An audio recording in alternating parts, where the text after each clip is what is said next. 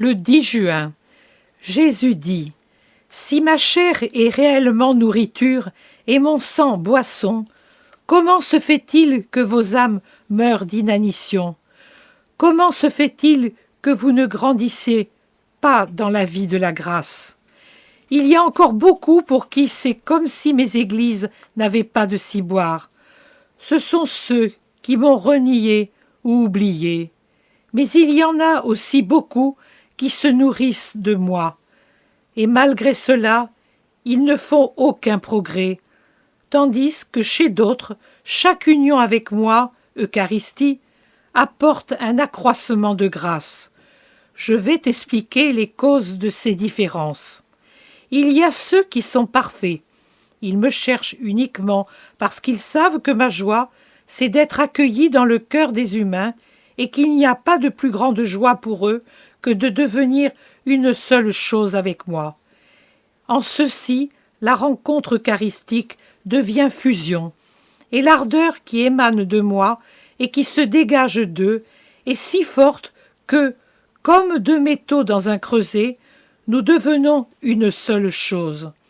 Naturellement, plus la fusion est parfaite, et plus la créature prend mon empreinte, mes propriétés, mes beautés.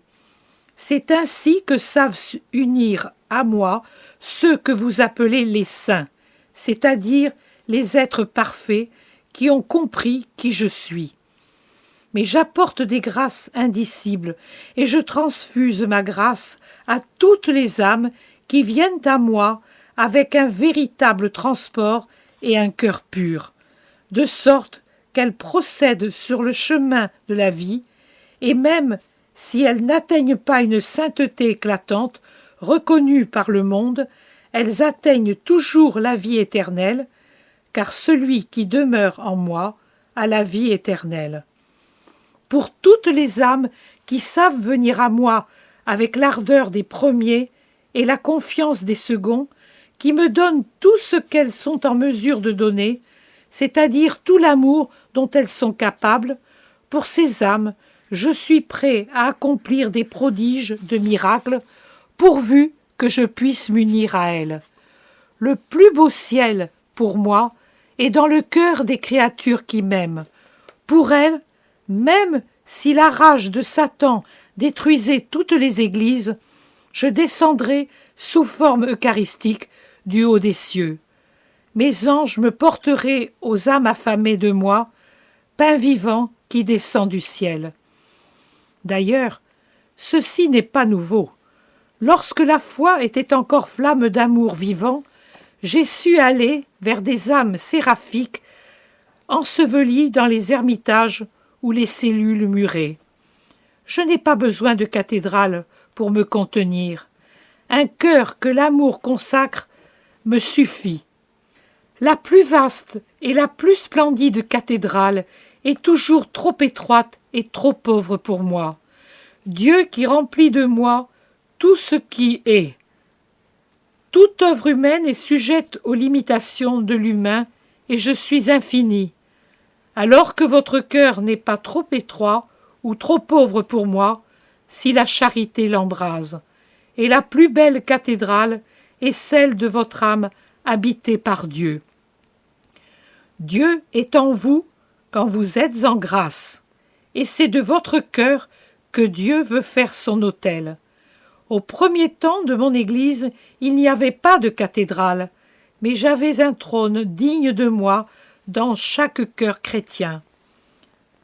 Ensuite, il y a ceux qui viennent à moi seulement quand le besoin les pousse ou la peur les éperonne.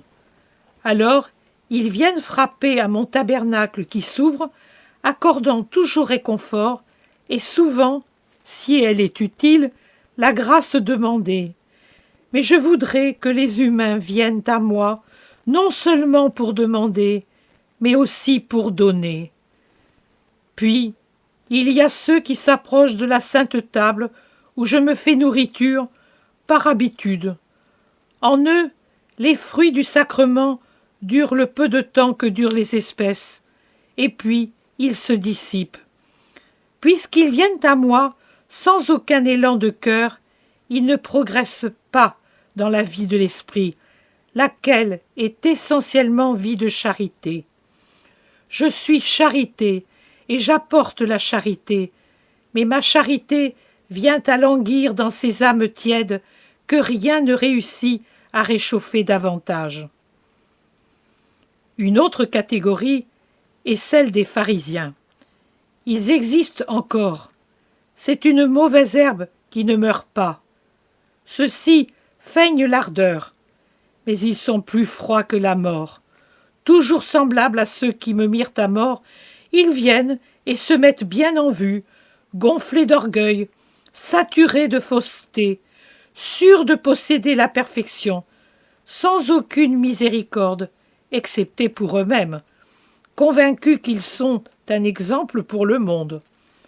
Au contraire, ce sont ceux qui scandalisent les petits et les éloignent de moi, car leur vie est à l'opposé de ce qu'elle devrait être.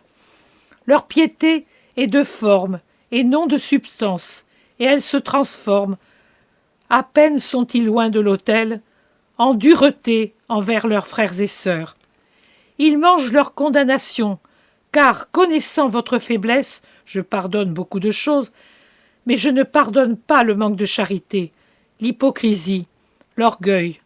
Je fuis ces cœurs le plus vite possible. Si l'on considère ces diverses catégories, il est facile de comprendre pourquoi l'Eucharistie n'a pas encore fait un paradis de ce monde comme elle aurait dû le faire. C'est vous qui entravez l'avènement de l'amour, qui vous sauverez comme individu et comme société. Si vous vous nourrissiez réellement de moi avec le cœur, avec l'âme, avec l'esprit, avec la volonté, avec la force, avec l'intellect, avec en somme toutes vos facultés, les haines tomberaient, et avec les haines, les guerres. Il n'y aurait plus de fraude, de calomnie, de passions déréglées qui suscitent les adultères et à leur suite les homicides, l'abandon et la suppression des innocents. Le pardon réciproque serait non sur les lèvres, mais dans les cœurs de tous, et vous seriez pardonnés par mon Père. Vous vivriez en ange et passeriez vos journées à m'adorer en vous et en m'invoquant pour la prochaine venue. Ma présence constante dans vos pensées vous tiendrez loin du péché qui commence toujours par une activité intense de la pensée, laquelle se traduit ensuite par l'acte. Mais du cœur devenu ciboire n'émaneraient que des pensées surnaturelles, et la terre en serait sanctifiée. La terre deviendrait un autel, un vaste autel, prêt à recevoir la deuxième venue du Christ, Rédempteur du monde.